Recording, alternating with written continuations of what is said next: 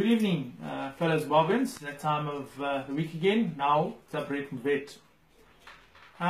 When a party wants people to support it or wants to get its point of view across, it normally comes up with an item called a manifesto. It's basically a document that tries to explain that particular party's views on certain laws, certain practices, perhaps highlights what they would do if they were to be in power or win the election. However, if you go through some of these manifestos of the political parties that are in Zimbabwe at the moment, you actually are left wondering if the authors and those who sign them off are trying to win over a class of Oxford graduates with the high level of English they use.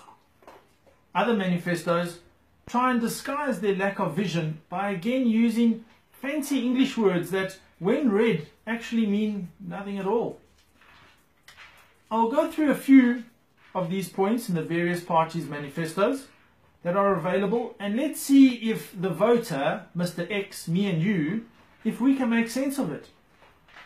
First one I've got, and I'll read it exactly as it is. It says, establish an equalization fund and sovereign wealth fund managed by a transparent board accountable to the people through parliamentary oversight. Wow. What is that exactly? Where will it be situated? What is its purpose? What will it pay for? What will it do? Basically, what they're trying to say with this statement is they have no solution to that problem, and if asked about it later on, they will just say we are waiting for funds. Point number 2, we've got another one, and again I quote, foster and review of all laws and public policies inhibiting legitimate investment. That statement actually says nothing of what they are actually going to do. It's like someone saying, you know what, we will look at that for you. They need to be more specific. What law exactly are you going to change? What policy exactly is going to be adjusted or removed? For instance, is indigenization going to be scrapped? Yes or no? Simple. Is the percentage going to be reduced? 51%, 41%, 31%. Speak up. The regime, along with its failed Zim asset, offers a 10-point plan, among which are the following. Again, I quote, advancing benefication and or value addition to our agricultural and mining resources endowment. Again, why not be specific? Stand up, speak, and say we will no longer allow our minerals to be taken out of the country, and we will require them to be processed internally, thereby creating jobs and increasing the value of our exports. Second point, restoration and building of confidence and stability in the financial services sector. Why don't you just tell us you're going to keep the dollar? Perhaps say you're going to respect property rights.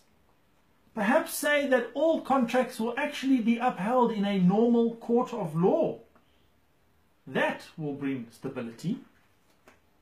The third point, unlocking the potential of small to medium enterprises. Again, guys, be specific. Why not rather say all businesses who make less than $12,000 a year will pay no tax and possibly don't even have to register? Specifics.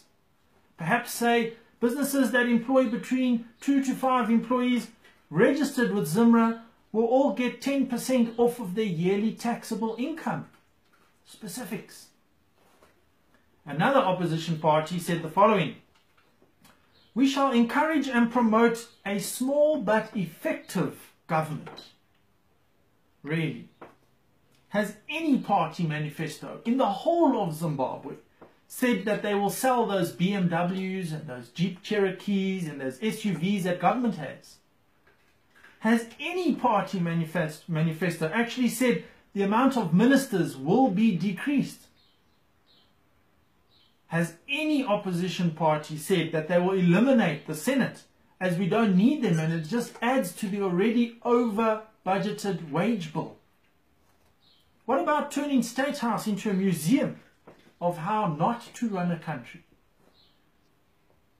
The other point they have is, we shall give immediate value to agricultural land by promoting a transparent land policy framework that attracts investment, creates, promotes, and supports security of tenure and bankable leases. Wow, that can be solved in one simple sentence. Give the new landowners title deeds. Simple. You cannot have an entire nation held hostage by a ruling party who, when they are about to lose an election, threaten to take back the land of the people in that area if they do not vote for them. You would think opposition parties have figured this out by now. The third one, we shall ensure that there is primary education for all. Sounds like that sentence hasn't been quite completed, doesn't it? Sounds like they should add the words, as long as you pay for it. For crying out loud, guys, be specific. Say education will be free for all primary school kids, but seen as this is impractical, rather be honest and say something like, we will reduce the fees, or we will freeze the fees for a period of 3 years. But don't lie to them.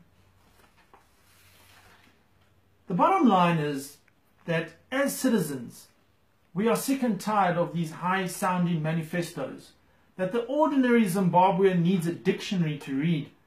And when they do make out what is actually being said, they realize that the impressive English has actually hidden the fact that they have no solution to that specific problem. If you want to be understood by Sekuru John in Mberengwa, or Ambuya Eva in Mondoro, or Mfana Samuel who is herding cattle in Rishavan, then stop showing us how educated you are by publishing manifestos that even the Queen herself won't understand. If you guys are as clever as you make yourselves out to be, you'll realize that you are losing numbers daily because the people of Zimbabwe have had enough of lies and theories. They now want leaders of principle, of truth, and of action. So for me, I say that the parties in Zimbabwe and their manifestos, I say back to the drawing board, guys, because it's not working. And that's the end of another episode of Now Zabret Vet. If you like what I'm saying, you agree with what I'm saying, please like my Facebook page, Brett Vet, and I've also got a YouTube channel, also entitled Brett Vet. Thank you very much.